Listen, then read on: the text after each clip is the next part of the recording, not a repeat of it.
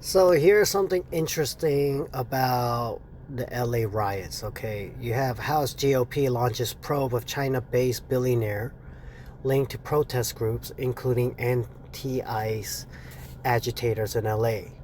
And basically, the assumption is you have the reclusive Neville Shingham, who was born in Chicago but lives with his activist wife, Jody Evans, in Shanghai, may have acted as an agent for the CCP through his support of the demonstrations. GOP members of the House Oversight Committee alleged in letters to the billionaire himself, as well as Bondi, that have been obtained by the Post.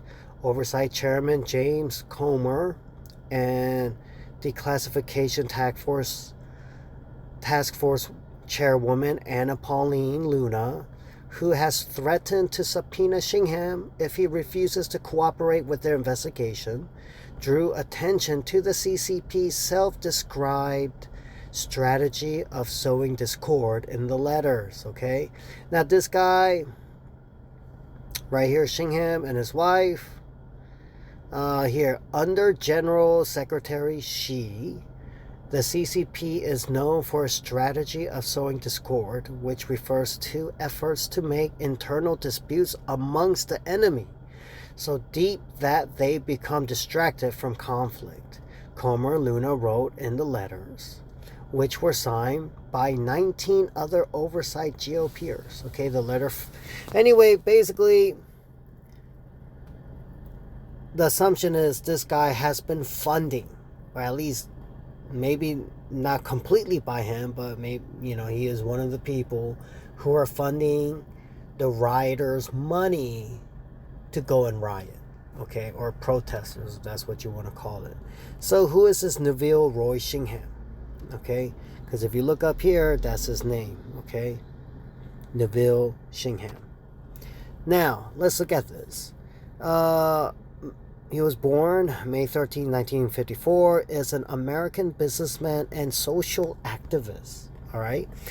He is the founder and former chairman of ThoughtWorks, an IT consulting company that provides custom software tools, and consulting services, which he sold to a private equity firm for $785 million in 2017. All right, so kudos to him. He made some money, right? In 2019, Shingham started a consulting business with partners who are active in the propaganda apparatus of the Chinese Communist Party and who co-own a company with a municipal government that promotes anti-poverty policies. He's a socialist and supporter of Maoism, according to the New York Times. Okay, Shingham has provided significant funding for media outlets, organizations, and politicians around the world that promote pro-Chinese government propaganda. Okay, that is this guy. All right. And, I guess there are links to him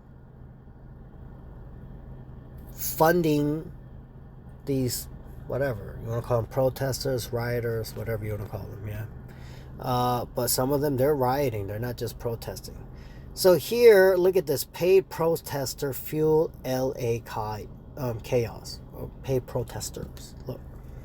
When I was out in Los Angeles protesting the ICE deportations for the past few days, besides the fact that I got paid $150 to do so per day, he got paid $150 a day to go and protest. I kept seeing signs everywhere that this was being funded by somebody much higher than the person that I had met. Okay, so he was being, funded by someone he met, but it went above that person. Wait a second, they're paying protesters to riot in Los Angeles? Okay, anyway, so there you have it, all right? And, you have the mysterious bricks that show up.